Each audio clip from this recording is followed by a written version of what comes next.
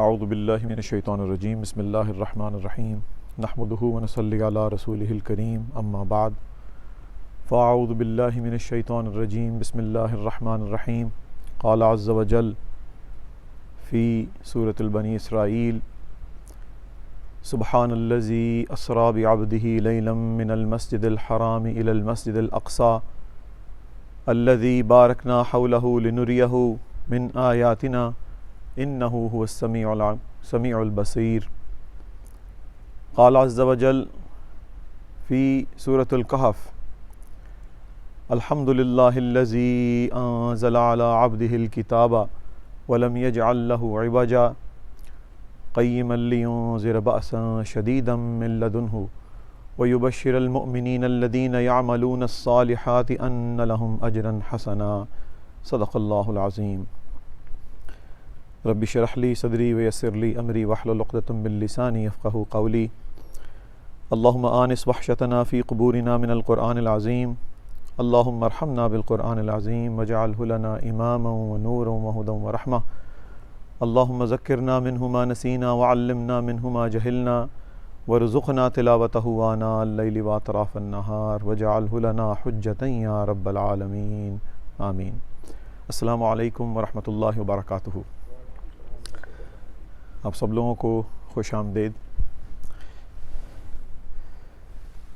آج کا سیشن الحمدللہ ہمارے اس سال رمضان کی تھیم سورہ کہف سے ریلیٹڈ ہے. میں تھوڑا سا بریف کر دوں. الحمدللہ اللہ کے فضل و کرم سے پچھلے سال ہم لوگوں نے سورہ بنی اسرائیل کا دورہ مکمل کیا تھا. سورہ بنی اسرائیل اور سورہ کہف دونوں مصحف کے اندر بالکل عین وسط کے اندر موجود ہیں، اور یہ حکمت قرآنی کا ایک بہت بڑا جوڑا ہے. جب ہم لوگ اس کو جوڑا کہتے ہیں تو اس کا مطلب یہ ہے کہ اس کے اندر پائے جانے والے بہت سے مضامین آپس میں بہت زیادہ مشابہت رکھتے ہیں. تو انشاءاللہ اگر آپ اس کا بھرپور فائدہ اٹھانا چاہتے ہیں تو آپ لوگوں سے میں التماس کروں گا کہ ہماری YouTube channel door to guidance کے اندر وہ تمام ویڈیوز پچھلے سال کی موجود ہیں، کیونکہ جب مضامین کی بحث سٹارٹ ہوگی انشاءاللہ تو ہم بڑی تیزی سے ان مقامات سے نکلتے ہوئے چلیں گے. تو ان دونوں مقامات کو تطبیق کرنے کے لیے، آپس میں سنکرونائز کرنے کے لیے آئی ول ریفر کہ آپ ان لاسٹ ویڈیوز کو ضرور دیکھیے انشاءاللہ تعالیٰ العزیز. اس کا فارمیٹ انشاءاللہ تعالیٰ العزیز کچھ یوں ہوگا کہ اس کے ٹوٹل انشاءاللہ 5 یا 6 لیکچرز ہوں گے. میں نے لفظ یا کا یہاں پر اضافہ کیا ہے، اس کی وجہ یہ ہے کہ کانٹینٹ بہت بڑا ہے. اگر اللہ نے توفیق دی تو انشاءاللہ ہم 5 سیشنز کے اندر اس کو کمپلیٹ کریں گے. نہیں تو اگر کچھ پیاس تو کبھی بھی ختم نہیں ہوگی، لیکن اگر کچھ چیزیں باقی رہ جائیں گے انشاءاللہ تو ہم چھٹے سیشن کے اندر اس کو انشاءاللہ کمپلیٹ کریں گے. ان 5 یا 6 لیکچرز کا فارمیٹ میں جو پہلے 2 لیکچرز ہیں وہ تمہیدی ہیں، انٹروڈکٹری ہیں، کیونکہ اس کے اندر بہت سے اہم مضامین کا احاطہ پہلے کرنے کی ضرورت ہے. کیونکہ جب ہم لوگ سبجیکٹ کے اندر موجود ہوں گے تو اس وقت شاید ہمارے پاس وقت کی کمی کے باعث ہم لوگ ان ایریاز کو کور نہ کر سکیں. تو اسی سلسلے کی ایک کڑی آج کا پہلا انٹروڈکٹری لیکچر ہے. تو اس کو ہم یہ کہہ سکتے ہیں کہ آج کے لیکچر کا عنوان سورۃ الکہف ابتدائیہ اور انٹروڈکشن پارٹ 1 انشاءاللہ تعالیٰ العزیز. آج کے سیشن کے اندر انشاءاللہ I'll try my level best کہ 45 سے 50 منٹ کے اندر انشاءاللہ اس سبجیکٹ کو کمپلیٹ کریں. اس کے 3 ایریاز ہیں. اس سورہ کہف کی بہت بڑی فضیلت ہے. جیسے کہ آپ جانتے ہیں کہ نبی کریم صلی اللہ علیہ وسلم نے سورہ کہف کو جمعہ کے دن پڑھنے کی جو ہے وہ ہمیں جمعہ کے دن پڑھنا مسنون ہے، اور خاص طور پہ اس کا تعلق دجالی فتنے سے بچنے کے لیے.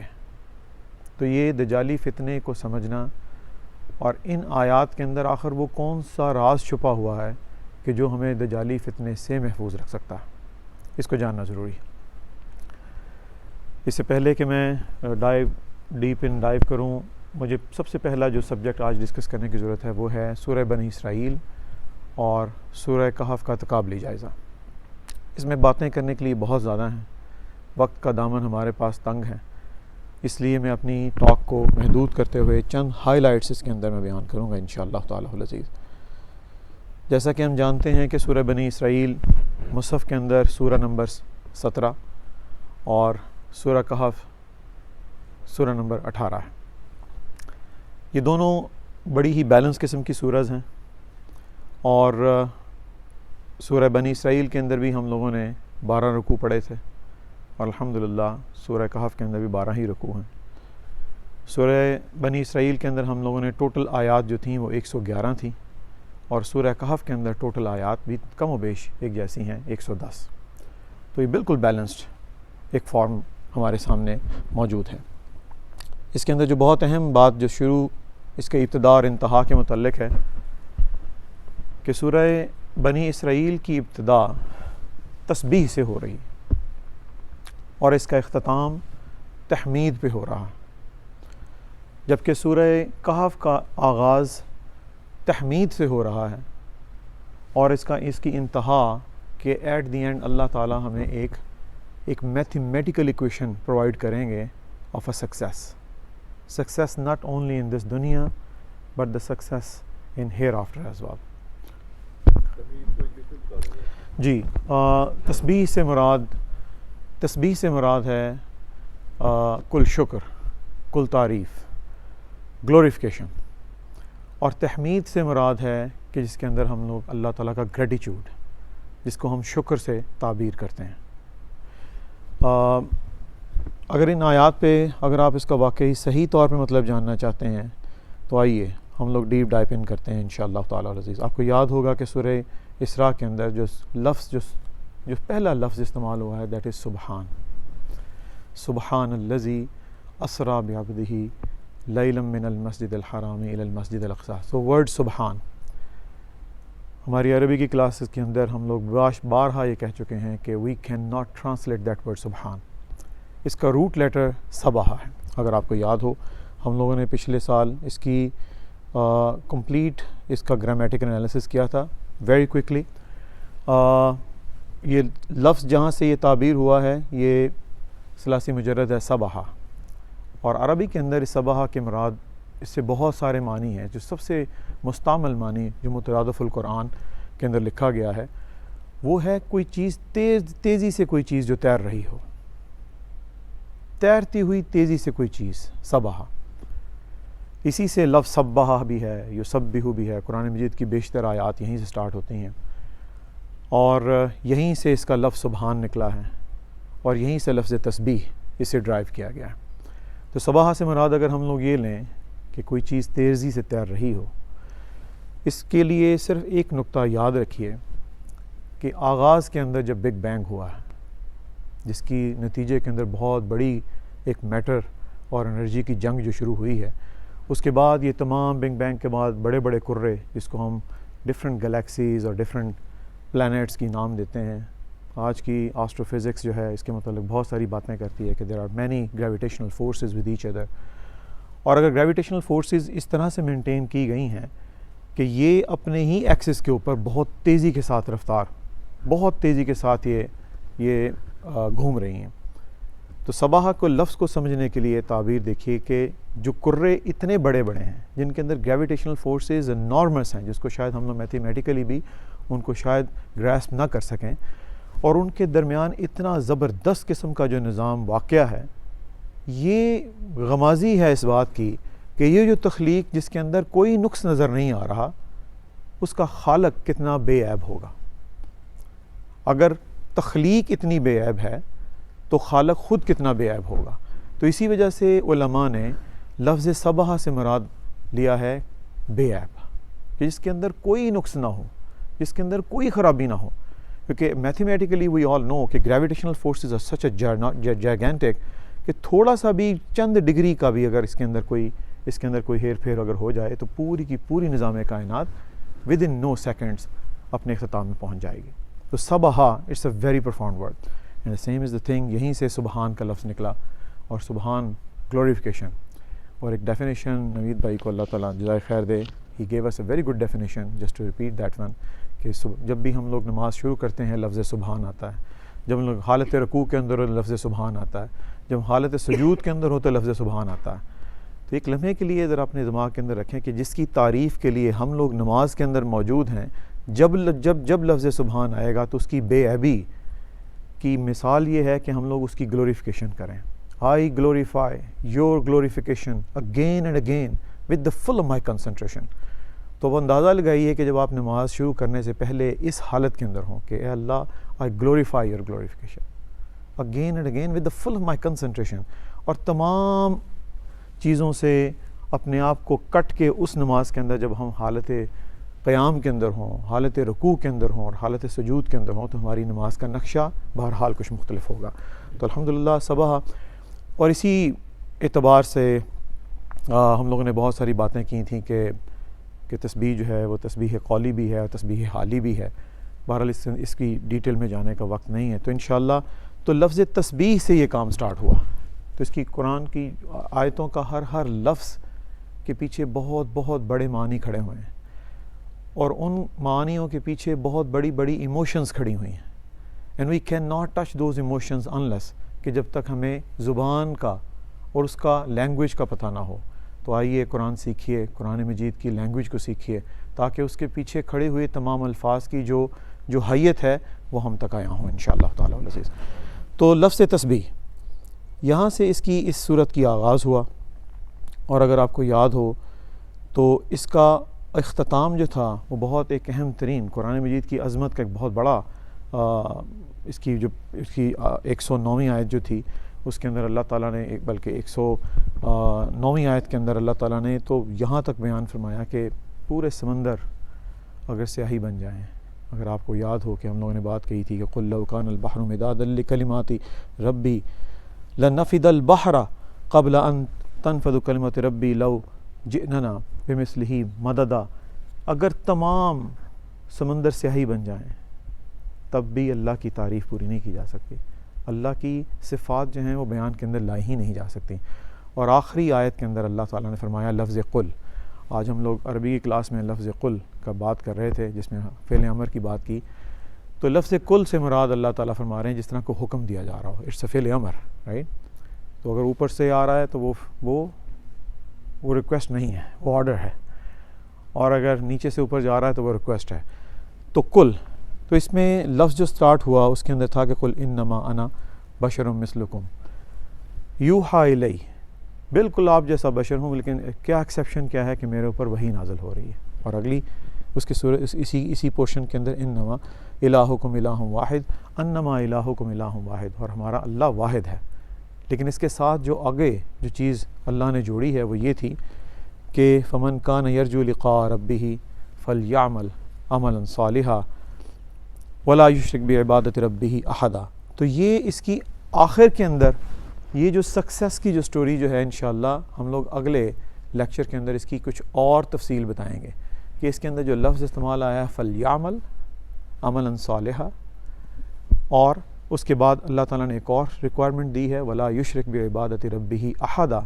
تو یہ دو ریکوائرمنٹ اگر ہوں تو الٹیمیٹلی کیا ملے گا؟ یہ وہ سکسیس ہے جنت کے اندر کہ جو اللہ کے دیدار کی خواہش کرے. تو کہا یہ جاتا ہے کہ سورہ واقعہ کے اندر، سورہ رحمان کے اندر، سورہ مطففین کے اندر اللہ نے جو نیکوکار جو جنت کے اندر ہوں گے ان کی بھی دو کیٹیگریز بیان کی ہیں. اگر آپ کو یاد ہو، ایک سابقون الاولون ہیں جو مقربین ہیں، جو اللہ کے بالکل نزدیک ترین ہیں، اور دوسرے جو نسبتاً کم درجے کے اندر ہیں. تو جو مقربین جو ہیں وہ اللہ کے سامنے وہ پلپٹس آف لائٹ کے اندر وہ میناروں کے اوپر بیٹھے ہوں گے اور اللہ کا دیدار کریں گے. اور مختلف احادیث کے اندر یہ بیان کیا گیا ہے کہ جنت کے اندر بہت سی نعمتیں ہیں اور جس میں سب سے بڑی نعمت اللہ کا دیدار ہے. تو بات تسبیح سے سٹارٹ ہو کے تحمید، اور تحمید سے سٹارٹ ہو کے الٹیمیٹ سکسیس. تو میں نے آپ کو یہ ریلیشن آپ کے سامنے بیان کی ہے.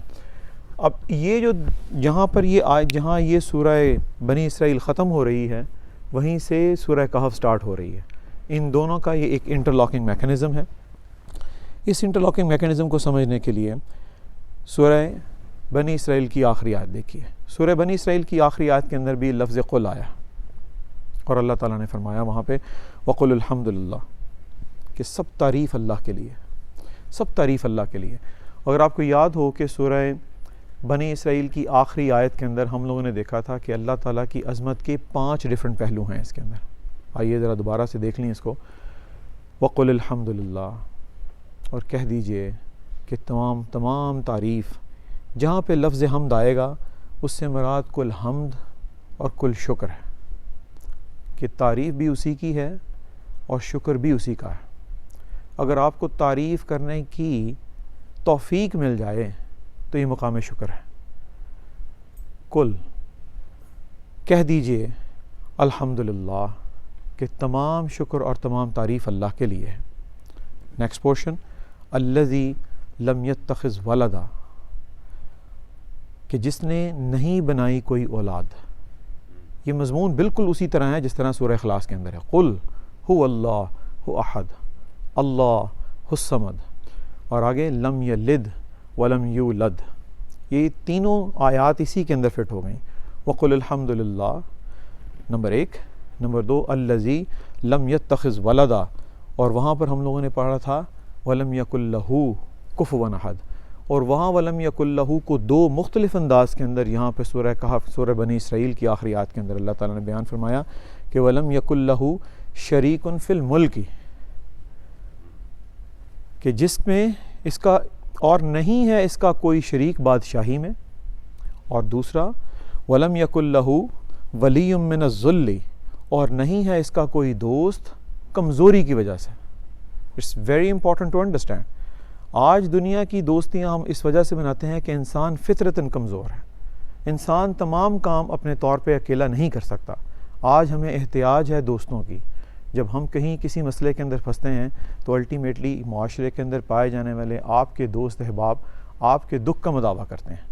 لیکن اللہ ان تمام احتیاجوں سے پاک ہے. اللہ پاک ہے، یہی ہے سبحان کا، جس میں کوئی عیب نہیں. اللہ غنی ہے، جس کو کوئی احتیاج نہیں. ولم یکن لہ، دیکھیے پھر دوبارہ دیکھیے، ولم یکن لہ شریک فی الملک ولم یکن لہ ولی من الذل. اور پھر 5واں اس کے اندر جو آسپیکٹ ہے، جب ساری چیزیں آپ کر چکے ہیں، وہ کبرہ تکبیرا، تو پھر اس کی تکبیر بیان کیجئے، اس کی تکبیر کا حق ادا کیجئے جیسا کہ تکبیر کا حق ادا کرنے کا حق ہے. بات سٹارٹ ہوئی تسبیح سے، بات کا آغاز ہوا تحمید پر. جب یہاں پہ لفظ کل کہا گیا تو لگتا یہ ہے کہ ایک سوال کیا جا رہا ہے کہ کہیے. اور جہاں یہ صورت ختم ہو رہی ہے اس کی انٹرلاکنگ میکانزم کے ساتھ ہی اگلی صورت جہاں سے سٹارٹ ہو رہی ہے، اور وہاں پر اللہ تعالیٰ کیا فرما رہے ہیں کہ جس طرح اس کا جواب دیا گیا ہو. الحمدللہ، اس میں کہا گیا تھا قل الحمدللہ، یہاں پر کہا جا رہا ہے الحمدللہ، اے اللہ تیرا شکر ہے. تمام تعریف اور تمام شکر اللہ کے لیے ہے. کیوں؟ کون ہے وہ اللہ؟ انزلہ علی عبدہ، علی عبدہ الکتابہ، جس نے اپنے بندے پر کتاب نازل کی. ولم یجعل لہ عوجا، جس کے اندر کوئی کجی نہیں ہے، جس کے اندر کوئی کجی نہیں ہے. تو یہاں پر الحمدللہ، now you got it right. So there is a linkage between these two surahs، کہ جہاں جو صورت ختم ہو رہی ہے وہیں سے اس کا آغاز ہے آگے. there is a response to an order as well. اور رسپانس، آرڈر کے رسپانس کے ساتھ بھی اس کے اندر بہت بڑے الفاظ استعمال اللہ تعالیٰ نے کیے ہیں. عبد، انشاءاللہ جس طرح ہم لوگوں نے پہلے بیان کیا تھا کہ سبحان الذی اسریٰ بعبدہ لیلا من المسجد الحرام، اور یہاں پر اللہ تعالیٰ بیان کر رہے ہیں الحمدللہ الذی انزل علی عبدہ الکتاب. تو لفظ عبد کیوں استعمال کیا گیا انشاءاللہ اگلے لیکچر کے اندر انشاءاللہ اس کی ایک اور کلی نمایاں ہوگی انشاءاللہ تعالیٰ العزیز. اور اس کتاب کی ریکوائرمنٹ یہ ہے کہ اللہ تعالیٰ نے جو تمام شکر اور تمام تعریف اپنے اللہ تعالیٰ نے کہی ہوتی ہے، اپنے اللہ تعالیٰ نے کیا دیا اس کے انعام کے اندر؟ قرآن. اور اس کے لیے بڑی پروفاؤنڈ، یہ بہت پروفاؤنڈ، اس کی ایک لفظ کے اوپر آپ 2 4 گھنٹے بیان کر سکتے ہیں. We do not have a time. انشاءاللہ we will take the best flavour out of it انشاءاللہ تعالیٰ العزیز. اگین الحمدللہ الذی انزل علی عبدہ الکتاب ولم یجعل لہ عوجا. تو یہ تو ہو گئی کہ جس کے اندر کوئی کجی نہیں ہے. تو میرے لیے کیا ہے اس کے اندر؟ What is in it for me? اگلی ہی آیت اس کے اندر بیان کرتی ہے کہ قیما لینذر بأسا شدیدا من لدنہ. اس سے کیا مراد ہے؟ قیما، کہ یہ کتاب بالکل سیدھی ہے، اس کے اندر کوئی کجی نہیں ہے. پہلے لفظ استعمال ہوتا وَلَمْ يَجْعَلْ لَهُ عِوَجًا، کہ اس کے اندر کوئی کجی نہیں ہے، اور درمیان میں اس کو مزید انڈورس کیا گیا ہے قیما، کہ یہ بالکل سیدھی کتاب ہے. اور قیما کیوں ہے؟ لِيُنذِرَ بَأْسًا شَدِيدًا مِنْ لَدُنْهُ، اور یہ کتاب بالکل سیدھی ہے تاکہ خبردار کرے ایک بہت بڑی آفت سے اس کی طرف سے، کہ کوئی آفت ہے. That's what علماء is saying، کہ جو دجالی فطرہ ہے، جو دجالی فتنہ جو ہے، جو کہ آخر وقت کے اندر نمودار ہوگا. اور اگر ہیومن ہسٹری کے اوپر اگر آپ دیکھیں تو نبی کریم صلی اللہ علیہ وسلم کی بعثت بھی قرب قیامت ہی کی نشانیوں میں سے ایک نشانی ہے. اسی وجہ سے اللہ نے نبی کریم صلی اللہ علیہ وسلم کو رسول کامل بنا کے بھیجا. اسی وجہ سے یہ کتاب اپنی مکمل تکمیل کے ساتھ آج ہمارے درمیان 1400 سال سے الحمدللہ اسی شیپ کے اندر موجود ہے. It's a life miracle, it's a life miracle. اور کیوں ہے؟ لیُنذِرَ بَأْسًا شَدِيدًا مِنْ لَدُنْهُ، تاکہ لوگوں کو خبردار کرے. ایک تو ہے خبردار کرے، کون؟ جو اس سے حد سے تجاوز کر رہے ہیں، اور دوسرے وہ لوگ جو اللہ کو منانے کے اندر لگے ہوئے ہیں. وَيُبَشِّرَ الْمُؤْمِنِينَ، تاکہ وہ بشارت دے اہل ایمان کو. کون ہے اہل ایمان؟ الذین یعملون الصالحات، یہ وہ لوگ ہیں جو نیک عمل کرتے ہوں گے، اور ان کے لیے کیا ہے؟ ان لہم اجرا حسنا، اور ان کے لیے ہے ایک بہت اچھا بدلہ. تو الحمدللہ میں دوبارہ سے بیان کر دوں کہ یہ کراس آپ دیکھ رہے ہیں، یہ پوری ان 2 صورتوں کے اندر چھایا ہوا. پوری 2 صورتوں کے اندر یہ تسبیح ہے، یہ تحمید ہے، پھر تحمید ہے، اور پھر الٹیمیٹ سکسیس ہے. لیکن زندگی کیا اتنی سیدھی ہے؟ آئیے نیکسٹ ٹاپک میں دیکھتے ہیں کہ زندگی ہے کیا، جو ہمیں اور آپ کو زندگی ملی ہے، اس کی ریکوائرمنٹ ہے کیا. اس سے پہلے کہ میں اس کے متعلق کچھ تھوڑے سے آپ کے ساتھ کچھ چیزیں شیئر کروں، میں آپ کو ایجوکیشن سسٹم کی طرف لے کے جانا چاہتا ہوں. ہم لوگ جو پیدا ہوتے ہیں، سب سے پہلی فکر ماں باپ کو بچے کی تعلیم سے متعلق ہوتی ہے. ہم بچے کے اسکول کے لیے اچھے سے اچھے اسکول کی تلاش کے اندر ہوتے ہیں. بچہ گریڈ 10 کے بعد کسی اچھے ہائی اسکول کے اندر جانا چاہتا ہے. ہائی اسکول کے بعد آپ کسی اچھی تعلیم کی ریکوائرمنٹ کے لیے کسی اچھی درس گاہ کے اندر جانا چاہتے ہیں. تو اس کا مطلب یہ ہے کہ دنیا میں آنے کے بعد جو سب سے بڑی اچیومنٹ انسان کو لیتا ہے وہ ہے ایک اچھی ایجوکیشن. ہم لوگ اچھی درس گاہ اس کو کنسیڈر کرتے ہیں جہاں سے اچھی تعلیم ملے، رائٹ؟ لیکن اچھی درس گاہ کے اندر اس تعلیم کے معیار کو پرکھنے کے لیے پھر امتحان بھی کڑا لیا جاتا. You got it right? اگر کسی کالج کی ایتھینٹسٹی دیکھنی ہو یا کسی یونیورسٹی کی، تو ہم لوگ ہمیشہ یہ دیکھتے ہیں کہ وہ کتنا ٹفنس دے رہے ہیں اسٹوڈنٹ کو. We normally drive those things.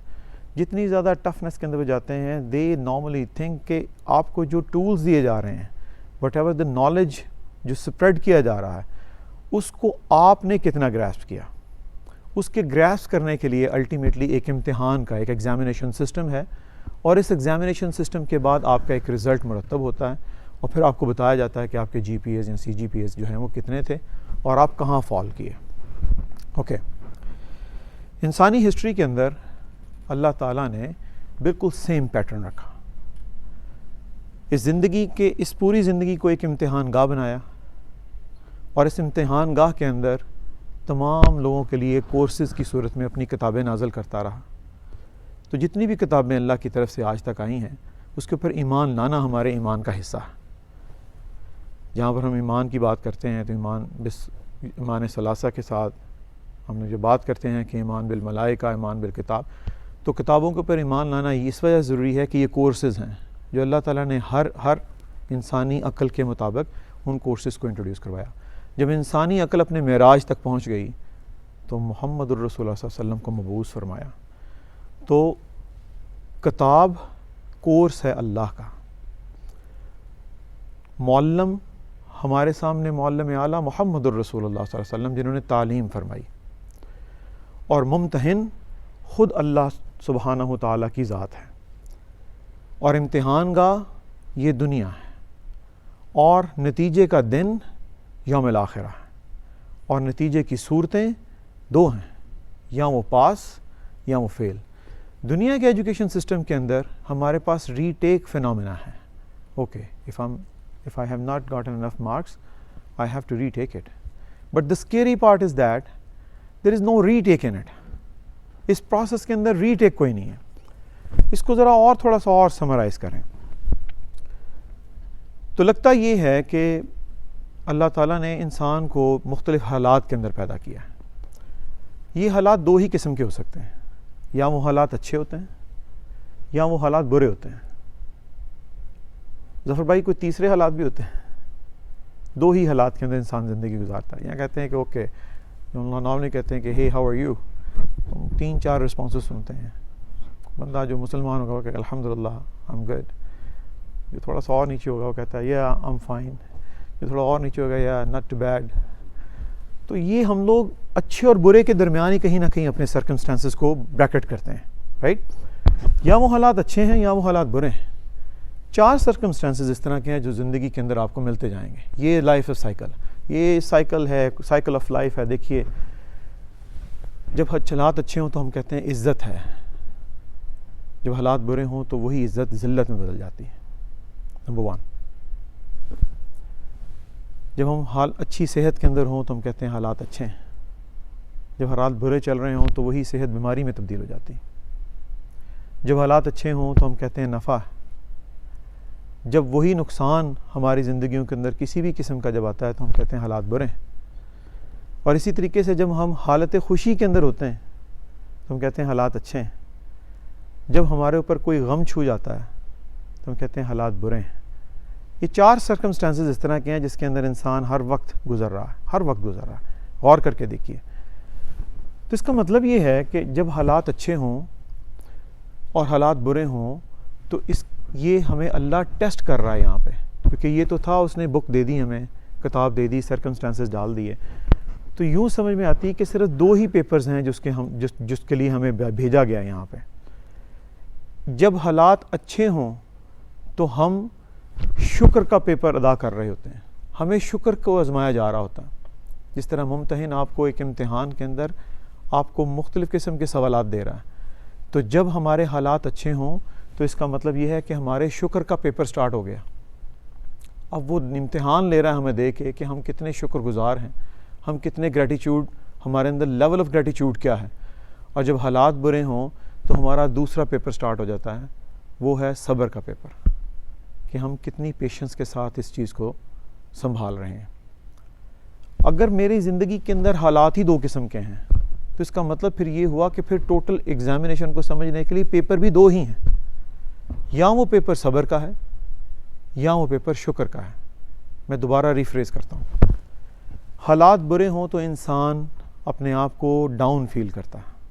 It's a natural human phenomena کہ جب ہمارے اوپر حالات چاہے وہ غمی کے ہوں, نقصان کے ہوں, بیماری کے ہوں, ذلت کے ہوں, وی فیل ڈاؤن. لیکن یاد رکھیے کہ یہ اس امتحان گاہ کے اندر ہمیں آزمانے کے لیے بھیجا ہوا اللہ نے. ہمارے آنے کا مقصد ہی صرف یہ ہے کہ وہ ہمیں آزمائے, اور اس آزمائش کے اندر جو پیپر جس کو ہم لوگوں نے حل کرنا ہے وہ ہے صبر کا. اور جب ہمیں وہ عزت دے کے رکھتا ہے, جب ہمیں صحت دے کے رکھتا ہے, جب ہمیں نفع کی حالت کے اندر رکھتا ہے, اور جب ہم خوشی کی حالت کے اندر ہوتے ہیں, تو اس وقت اس سے بھی زیادہ بڑا اور مشکل پیپر ہے, اور وہ ہے شکر کا. ہم لوگ سمجھتے ہیں کہ شاید صبر مشکل ہے. The reality is that it's opposite. کہ جب ہم حالت خوشی کے اندر, اچھے حالات کے اندر ہوتے ہیں, اس وقت ہم اللہ کو بھول جاتے ہیں, اور اس وقت اس پیپر کے اندر نیگیٹو مارکس آنے کے چانسز زیادہ ہوتے ہیں.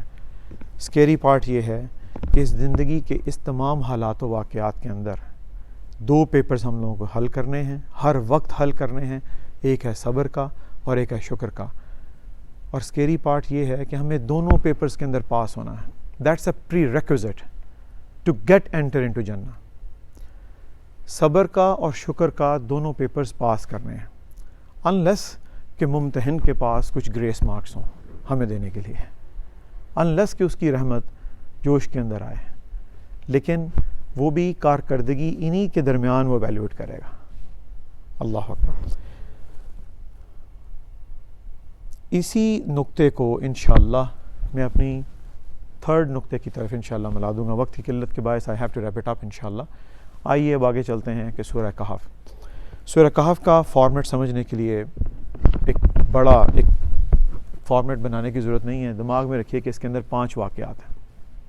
دیر آر 5 ڈفرینٹ ایونٹس جو کہ اللہ تعالیٰ نے مختلف جگہوں پر آئے ہیں.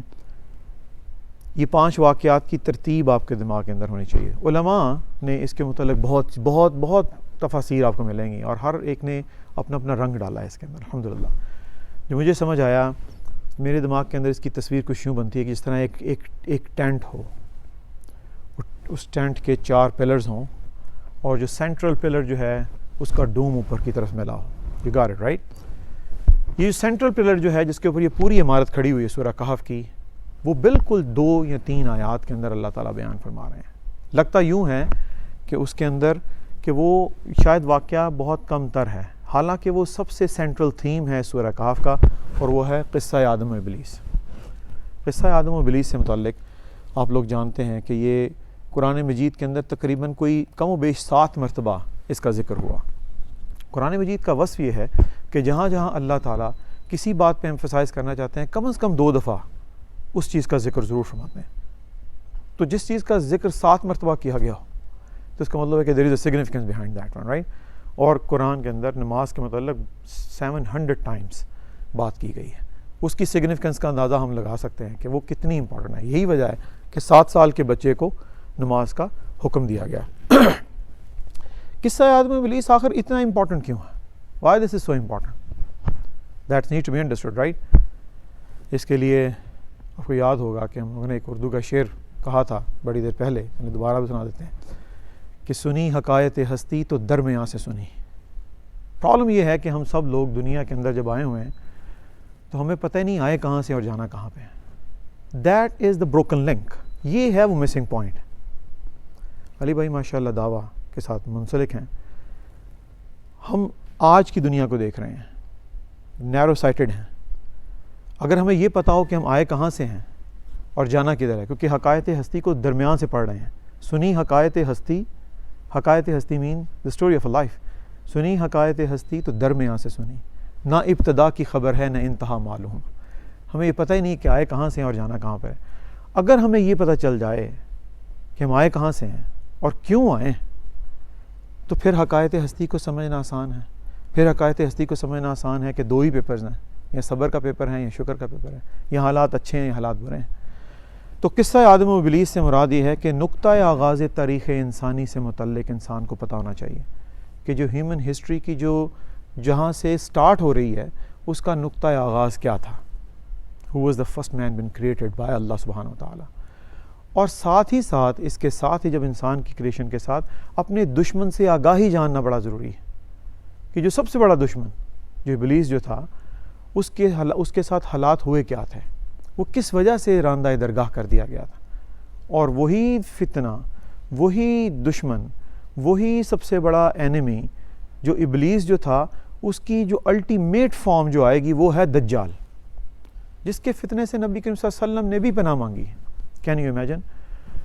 تو قصہ آدم و ابلیس کے ساتھ ساری چیزیں, پوری حقائق ہستی موجود ہے. اس کے اندر آپ کو تاریخ انسانی کا نقطہ آغاز کا پتہ چل رہا ہے, آپ کو دشمن سے آگاہی اور دشمن سے بچاؤ کے طریقے کیا ہیں. پورا قرآن اسی کا متعلق ٹاک کر رہا ہے. اور جو سب سے بڑا دشمن کا جو سب سے اعلیٰ, جو سب سے اس کا جو سپرلیٹو ڈگری ہوگی وہ ہے دجال, اور وہ ہے فتنہ, اور وہ ہے آخر وقت کے اندر. اور اس فتنے سے بچنے کے لیے سورہ کہف اللہ تعالیٰ نے مرحمت فرمائی. تو دیٹس دا ریزن کہ اس کو سینٹرل تھیم رکھا گیا. انشاءاللہ آگے دیکھتے ہیں کہ دجالی فتنے سے کیسے ہم لوگ کس طرح سے یہ تطبیق کر رہی ہے. what are the relation what are those relationship کہ جو کہ اس کو ایکویٹ کریں گے.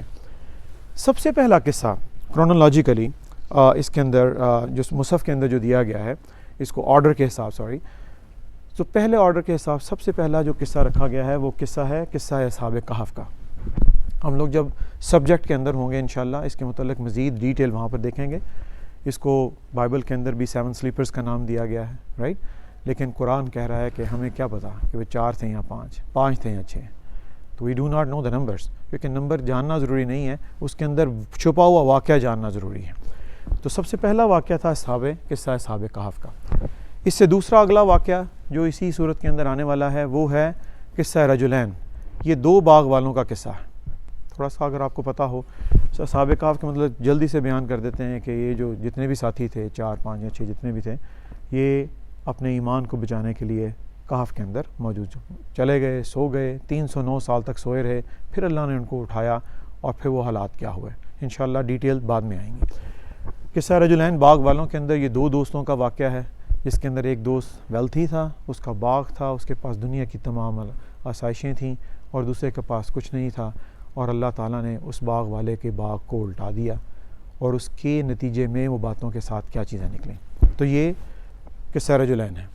میں نے آپ کو بتایا قصہ آدم و ابلیس درمیان میں سینٹرل تھیم ہے، اس کو بائی پاس کرتے ہوئے اگلا قصہ جو ہے، جو کہ قصہ نمبر 4 ہے، وہ ہے قصہ موسیٰ اور خضر کا۔ اور آپ لوگوں کو یاد ہوگا کہ خضر علیہ السلام کے پاس موسیٰ علیہ السلام اس وجہ سے موسیٰ علیہ السلام اس وجہ سے گئے ہیں نالج کے لیے، اپنے علم کے لیے، اور یہاں پر موسیٰ کے صبر کا امتحان ہو رہا ہے۔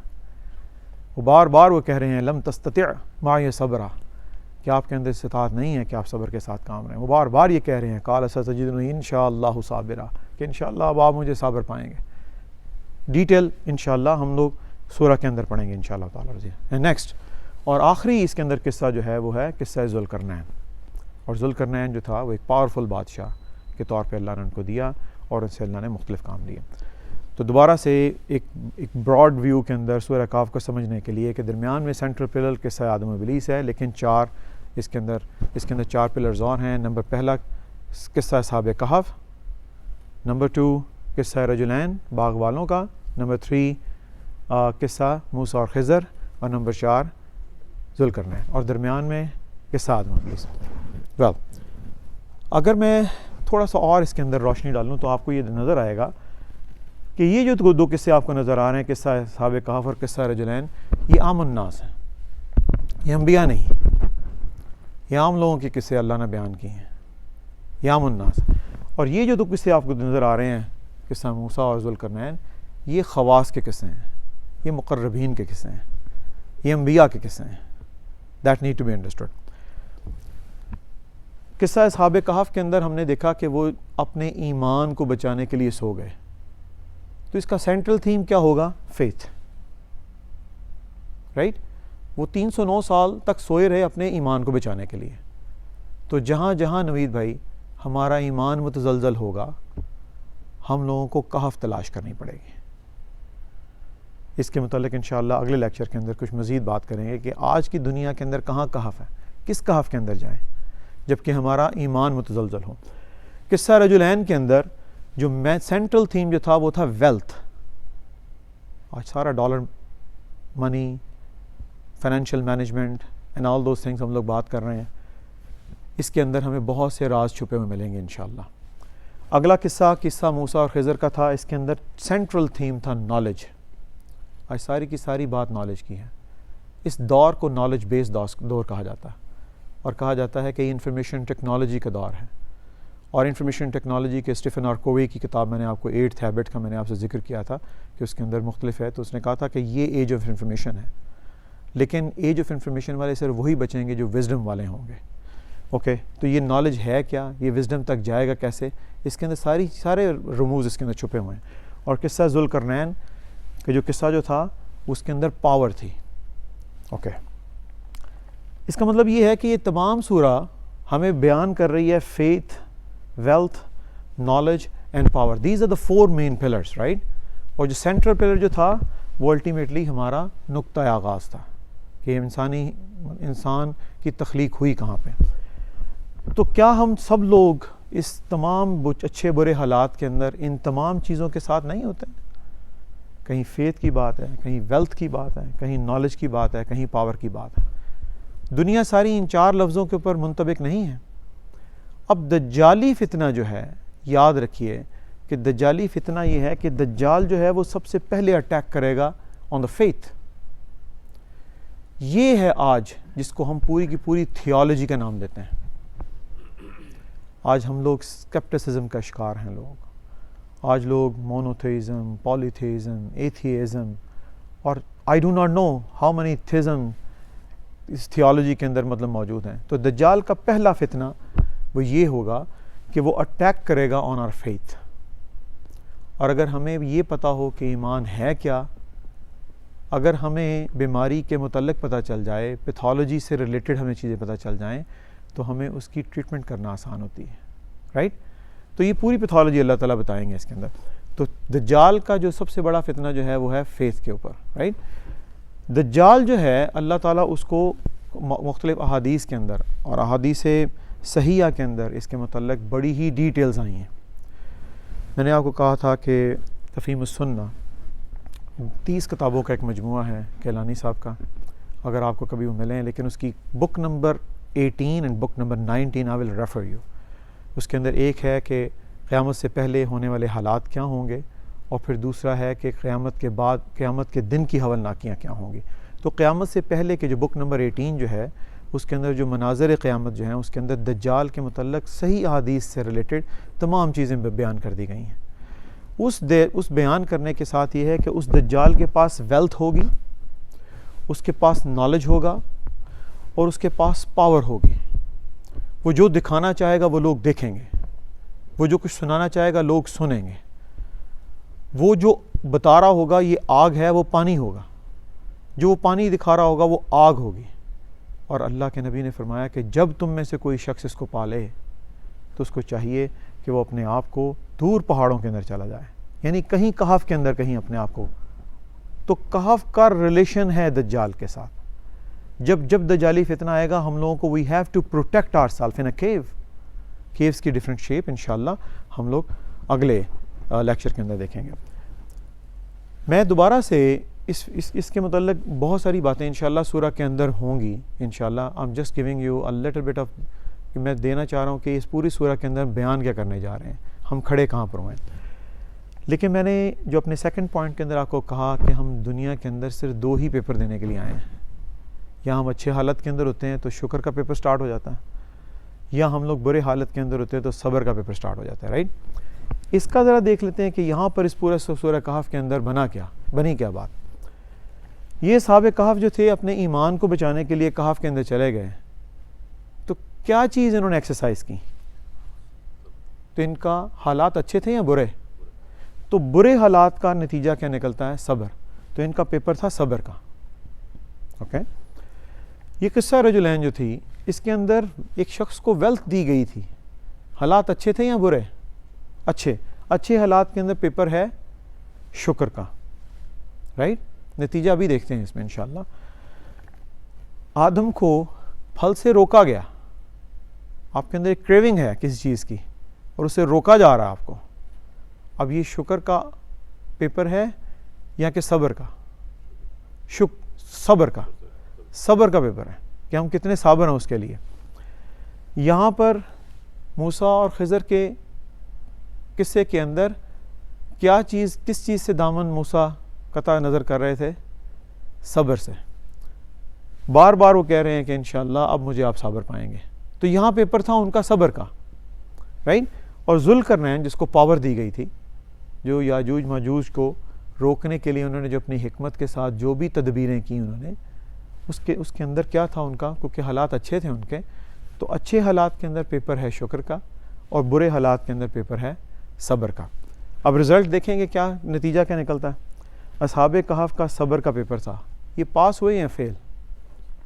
پاس ہو گئے، رائٹ؟ رجلین جو باغ والے جو تھے اس کے اندر جب اس کا الٹا دیا گیا، اس کی ویلتھ اس سے چھین لی گئی، تو الٹیمیٹلی جب اس کے پاس جب وہ حالت شکر میں تھا تو اس نے شکری کی یا نا شکری؟ تو فیل ہوا یا پاس؟ یہاں وہ فیل ہو گیا. قصہ آدم و ابلیس میں دور رکھا گیا پھل کو، اور آدم نے پھل کو اپروچ کیا یا نہیں؟ تو اس کا مطلب پھر یہ ہے کہ صبر کے پیپر میں وہ پاس ہوئے یا فیل. قصہ موسیٰ اور خضر کے اندر موسیٰ کو بار بار روکا جا رہا تھا، لیکن وہ کہتے تھے میں انشاءاللہ صبر کروں گا، کہ صبر کا دامن چھوٹ رہا تھا. پیپر تھا صبر کا، پاس ہوئے یا فیل. قصہ ذوالقرنین کے اندر پاور دی گئی اور انہوں نے اپنی اس شکر کو جسٹیفائی کیا، پاس ہوئے یا فیل؟ پاس. تو اس کا مطلب یہ ہے کہ اگر میں پوری اس کو لینئر ایکویشن کو اگر میں کھینچوں یہاں سے، تو سٹارٹ بات ہوئی صبر سے اور بات ختم ہو رہی ہے شکر سے. اور ہم نے پہلے یہ ڈیفائن کر لیا تھا کہ یہ پری ریکوزٹس ہیں. الٹیمیٹ سکسیس لینے کے لیے، الٹیمیٹ سکسیس لینے کے لیے. تو یہاں پہ میرے لیے کیا نتیجہ نکل رہا ہے؟ اس کا مطلب یہ ہے کہ ہم تمام انسان ہیں، ہم تمام خطا کے پتلے ہیں، ہم تمام کمزور ہیں، ہم سے خطائیں ہوں گی، لیکن اس خطا کو جو سب سے بڑی دعا جس کو میں نے سینٹرل تھیم کہا گیا، جب آدم سے خطا ہوئی تو الٹیمیٹلی اللہ تعالیٰ نے کیا کہا، اس کو کس چیز کا دروازہ کھولا؟ توبہ کا. تو اس کا مطلب یہ ہے کہ ہم جب بھی صبر کے دامن ہم سے لبریز ہوگا، ہمیں پھر رجوع کرنے کی ضرورت ہے، ہمیں پھر سبمٹ کرنے کی ضرورت ہے، ہمیں پھر اپنی خطاؤں کو اللہ کے سامنے عاجزی کے ساتھ رکھنے کی ضرورت ہے، ہمیں پھر توبہ کرنے کی ضرورت ہے. ہم صبر کا دامن، شکر کا دامن کہیں نہ کہیں تہے دیکھ کریں گے، لیکن ہماری پوری زندگی کا جو ٹوٹل ٹیک جو ہے وہ صبر سے لے کر شکر تک موجود ہونا چاہیے. جب ہمیں ادراک ہو کہ ہم نے اپنے صبر کا دامن چھوڑ دیا، ہمیں پھر رجوع کرنے کی ضرورت ہے. We need to go back. کیا یہی وجہ نہیں ہے کہ ہمیں اللہ نے 5 مرتبہ دن کے اندر اپنی بارگاہ کے اندر آنے کا حکم دیا؟ کیونکہ ہم طبعی طور پہ اتنے کمزور ہیں کہ ہم جب اپنے اس صبر کے پہلو کو تہو تیز کریں گے، ہمیں پھر آ کے اللہ تعالیٰ کے حضور میں کھڑے ہو کے پھر کہنا پڑے گا سبحان اللہ، اور پھر ہم لوگوں کو کہنا پڑے گا الحمدللہ، حالات کیسے بھی ہوں، اور پھر اپنے آپ کو وہ ریجوینائل کرنے کی ضرورت ہے. We go back again into the worldly matters. پھر وہاں جا کے ہم دنیا کے تمام چیزوں کے اندر لت پت ہوں گے. پھر ہم لوگوں کو صلاۃ الظہر، پھر اس کے بعد صلاۃ العصر، پھر اس کے بعد صلاۃ المغرب، اور اس طریقے سے صلاۃ العشاء. تو اپنے پورے دن کا احاطہ کیجئے. الٹیمیٹلی ہم لوگ کہیں صبر کی حالت میں ہیں، کہیں شکر کی حالت میں ہیں، کہیں ہم لوگ پاس بھی ہوں گے، کہیں ہم لوگ فیل بھی ہوں گے. جو مقربین جو تھے وہ فیل بھی ہوئے، لیکن الٹیمیٹلی پھر کیا کیا ان لوگوں نے رجوع کیا. تو اس کا مطلب یہ ہے کہ اٹس اے ٹوٹل ٹرانسفارمیشن. جو شخص صبر کرتا چلا جائے، علماء لکھتے ہیں کہ صبر کرنے والا، صبر پہ استقامت کرنے والے کے اندر جو اگلی حس پیدا ہوتی ہے وہ ہے شکر. صبر ایکسرسائز کرنے والے کی جو اگلی صورت پیدا ہوتی ہے وہ ہے شکر. تو اس کا مطلب یہ ہے کہ یہ ایک پورا ٹرانسفارمیشنل پروسیس ہے کہ جب حالات ہمارے اوپر سخت آئیں گے ہم صبر کریں گے، جب حالات اچھے ہوں گے ہم لوگ شکر کے اندر اپنے آپ کو مبتلا کریں گے. میری اللہ سبحانہ و تعالیٰ سے یہ دعا ہے کہ اللہ ہم خطا کار ہیں، ہمارے اوپر حالات اچھے اور برے آتے ہیں. اے اللہ تو ہمیں مواقع پیدا کرتا ہے ہمارے لیے کہ ہم صبر کا پیپر اور شکر کا پیپر حل کریں. ہماری تیاری پوری نہیں ہوتی، ہم لوگ شاید پوری طریقے سے اس کورس کو پڑھ کے نہیں آئے ہوتے، شاید ہمیں وہ پریکٹیکل ٹولز موجود نہیں ہوتے جس کی وجہ سے ہم کبھی صبر کے پیپر میں فیل ہو جاتے ہیں، کہیں شکر کے پیپر میں فیل ہو جاتے ہیں. لیکن اے اللہ ہم توبہ کرتے ہیں، اللہ ہم تیرے اوپر بھروسہ کرتے ہیں. اے اللہ ہمارا خاتمہ بالایمان کیجیے. اللہم انی اسألک حسن الخاتمہ. اے اللہ ہمارا خاتمہ بالایمان کیجیے. اے اللہ اگر ہم سے کوئی کمی کوتاہی، کسی قسم کی کوئی لغزش اگر ہم سے ہو جاتی ہے، اگر ہمارا صبر کا اور شکر کا وہ پیپر اگر حل نہیں ہوتا تو ہم تجھ سے عاجزانہ استدعا کرتے ہیں کہ اللہ ہمیں اس یوم آخرت کے دن اس رسوائی سے بچا لے. آمین اللہم یا رب العالمین. لا یکلف اللہ نفسا الا وسعها لها ما کسبت وعلیہا ما اکتسبت. ربنا لا تؤاخذنا ان نسینا واخطانا ان نسینا واخطانا ان نسینا واخطانا. ربنا ولا تحمل علينا إصرا كما حملته على الذين من قبلنا. ربنا ولا تحملنا ما لا طاقة لنا به واعف عنا واغفر لنا وارحمنا أنت مولانا فانصرنا على القوم الكافرين. آمين. السلام علیکم ورحمۃ اللہ وبرکاتہ.